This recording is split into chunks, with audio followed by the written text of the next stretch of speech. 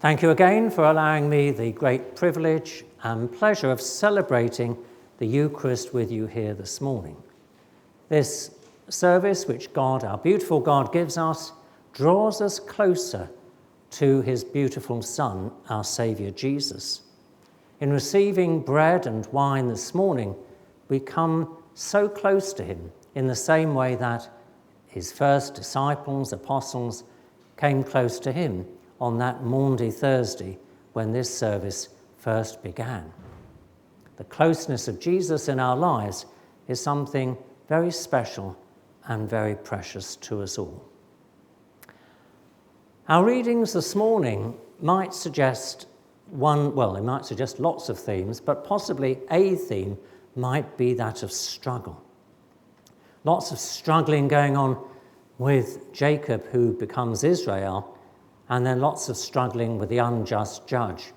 And then Paul reminding us in his letters and in the letter we've heard this morning, the portion we heard this morning, of his own struggles too, not least when he was in prison.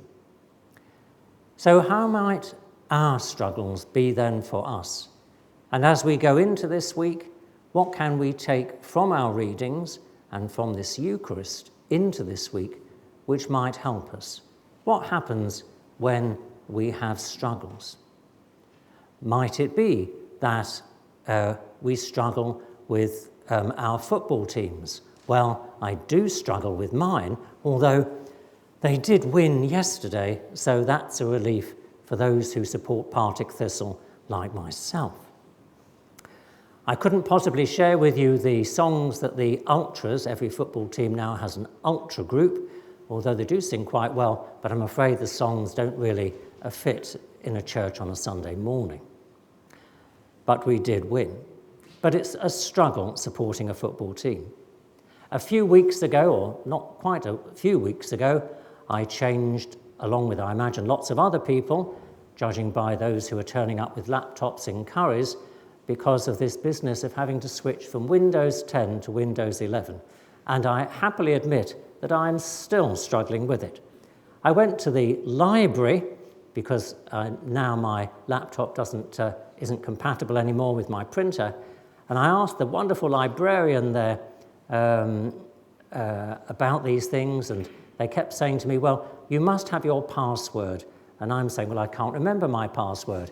And then you must have a PIN number. And I'm saying, I can't remember my PIN number either. And then the wonderful librarian said to me, well, I used to write all of mine down, and then I lost the book, so now I give up. And I thought, yes, well, I think I'm going to slightly adopt that approach myself. But it is a struggle, and it's one, like lots of other people, I imagine, we could do without. But there are other struggles too in our lives, and some, of course, that can be a weeny bit more serious and possibly challenge us to rethink how we live our lives. David Smith, MBE, is an athlete, but he's recovering from a spinal injury, and he writes usually most Saturdays in the Glasgow Times about his recovery. You have to find it, interestingly, in the sports page, but he does write fairly seriously about how his injuries and how his recovery have affected him. And he particularly, on occasion really, does remind us all that life is a very precious thing. Life isn't always about achievement, but it is about those days which don't always go quite so well. We do have things to learn from our struggles, and there he is, somebody who is certainly struggling with a lot of injuries himself. As he has said recently, we can't bank the good days, if only we could, and also, very, very profoundly, we are not promised tomorrow. So, with our struggles and with our Saviour, hopefully and prayerfully, by our side and close to us in our prayers and in the reading of his word, we can find a way through. And possibly too, through finding a way through, we can also discover afresh and anew the joys of living and of the importance of life, whatever it may bring to us. So see you at the library, and I hope, and I'm sure all of you never forget your PIN numbers. Though I should point out to you that if you're going through to the hall for refreshments after the service today, you will need a PIN number now to get in through the door.